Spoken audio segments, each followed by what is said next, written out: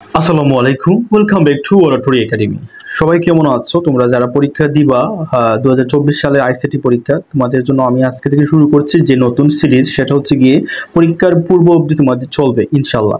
তো আজকে হচ্ছে আমরা তৃতীয় অধ্যায়ের আইসিটি বইয়ের তৃতীয় অধ্যায়ে আমরা সংখ্যা পদ্ধতি নিয়ে আলোচনা করব এবং সংখ্যা পদ্ধতির প্রত্যেকটা পার্ট আমি তোমাদেরকে দিয়ে দিব খুবই শর্টভাবে।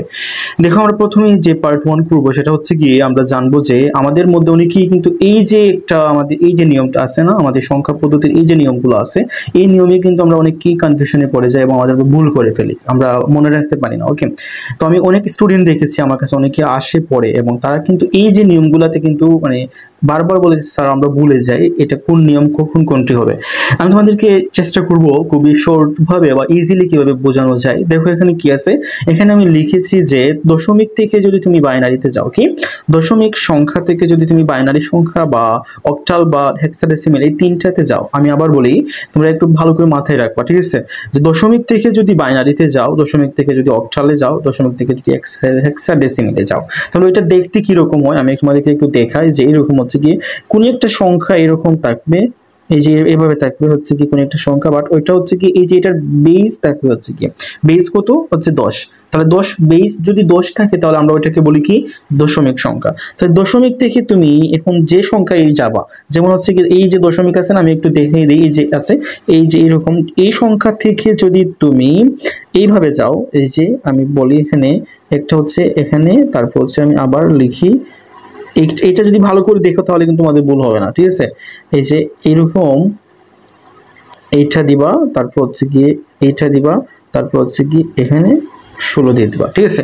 এই যে দেখো, যদি তুমি দশমিক বা এই যে 10 বেস ভিত্তিক কোন সংখ্যা পদ্ধতি থেকে যদি এরকম বাইনারি 2 বেস ভিত্তিক মানে বাইনারি সংখ্যা পদ্ধতি, যদি 8 বেস ভিত্তিক সেটা হচ্ছে অক্টাল সংখ্যা পদ্ধতি, যদি আবার তুমি 16 বেস ভিত্তিক হেক্সাডেসিমাল সংখ্যা পদ্ধতিতে যাও, এই তিনটা সংখ্যা পদ্ধতির মধ্যে থেকে যে কোনো একটা সংখ্যা পদ্ধতিতে যদি তুমি ওই সংখ্যা পদ্ধতি বা বেস এখান থেকে যাও, তাহলে তোমাকে একটা নিয়ম শুধু মাথায় রাখতে হবে। কোন নিয়ম? একটা নিয়ম। তাহলে ওই নিয়মটা কি? ওই নিয়মটা হচ্ছে আমরা ভাগের মাধ্যমে ভাগ করে লসাগুর একটা স্টাইলের মতো করে আমরা করি, রাইট? এই যে এরকম টান টান দিয়ে আমরা করি না একটা নিয়ম, ওই নিয়মটাই তুমি করবা, ঠিক আছে? যেমন হচ্ছে ভাগ, আমরা ওইটাকে বলবো যে ভাগের নিয়ম। কি নিয়ম? এই যে তিনটাতে গেলে ওইটা হবে গিয়ে ভাগের নিয়ম। আমি আবার এখানে লিখে দিই, এটা হচ্ছে গিয়ে ভাগের নিয়ম। খুব সহজে মাথায় রাখার একটা টেকনিক হচ্ছে গিয়ে এটা, যে কোন নিয়মে কোনটা যাবে, ঠিক আছে? দেখো এখানে আমি আবার লিখি বা বলি, এখানে লিখেছি কিন্তু দেখো দশমিক থেকে, বা আমি এখানে এক্সাম্পল দিয়ে ফেলেছি এরকম বেস ভিত্তিক কোনো সংখ্যা, ঠিক আছে? এই যে এখানে এইরকম বেস ভিত্তিক কোনো সংখ্যা থেকে এইভাবে এইরকম বেস ভিত্তিক কোনো সংখ্যা থেকে যদি তুমি এইভাবে যাও, এইটার মধ্যে এটাতে যাও বা এখানে যাও বা এইটাতে বলে যাও, তাহলে তোমাকে কোন নিয়ম অ্যাপ্লাই করতে হবে? এই যে এখানে লিখছি না আমি ভাগের নিয়ম। কোন নিয়ম?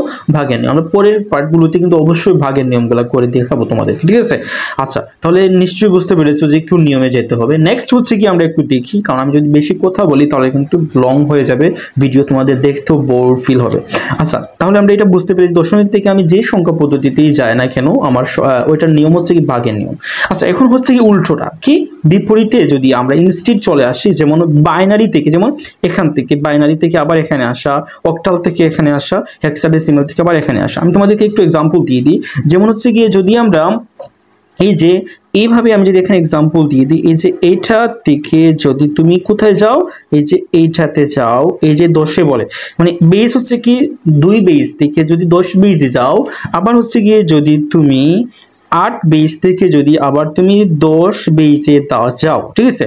আবার হচ্ছে গিয়ে তুমি যদি 16, ঠিক আছে, 16 বেস থেকে যদি আবার তুমি কোন বেজে 10 বেজে যাও। দেখো আমি কিন্তু খুব সহজে তোমাদেরকে বলছি যে যদি তুমি এই যে এই বেজগুলো থেকে, তার মানে কি ঘুরে ফিরে কিন্তু আমরা একই কথা এখানে, যে এটা থেকে যদি এখানে আসো, 8 থেকে যদি এখানে আসো, 16 থেকে যদি এখানে আসো, মানে দশমিকে যদি আসো, তাহলে তোমাকে একটা নিয়ম জাস্ট অ্যাপ্লাই করতে হবে। কোন নিয়ম?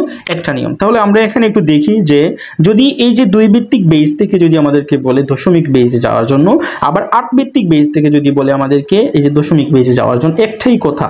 আবার যদি 16 ভিত্তিক বেস থেকে যদি বলে আমাদেরকে যে আমরা 10 ভিত্তিক বেজে যাব, মানে একটাই না, এখানে এটা হচ্ছে কি আমাদের একটাই, ঠিক আছে?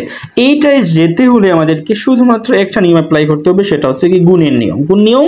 গুণের নিয়ম। ওকে, গুণের নিয়ম। Got it? আই হোপ তুমি খুব ভালো করে বুঝতে পেরেছো। আমি আবার বলি যে দশমিক থেকে মনে রাখবা, দশমিক থেকে 3টা নিয়ম, 3টা পদ্ধতি, বাইনারি 4টা তো সংখ্যা পদ্ধতি আছে, রাইট? তাহলে এই 4টা সংখ্যা পদ্ধতির মধ্যে থেকে যদি আমরা দশমিক থেকে পরের 3টাতে যাই তাহলে ওইটা হচ্ছে ভাগের নিয়ম। আর পরের যে প্রথমে হচ্ছে তো দশমিক, আবার আমরা যদি পরের 3টি থেকে যদি আবার দশমিকে চলে আসি তাহলে সেটা হচ্ছে গুণের নিয়ম। হোপফুলি তুমি খুব ভালো করে বুঝতে পেরেছো। নেক্সট ক্লাসে আবার দেখা হচ্ছে নতুন কোনো টপিক নিয়ে। আজকের জন্য এতটুকু। আল্লাহ হাফিজ।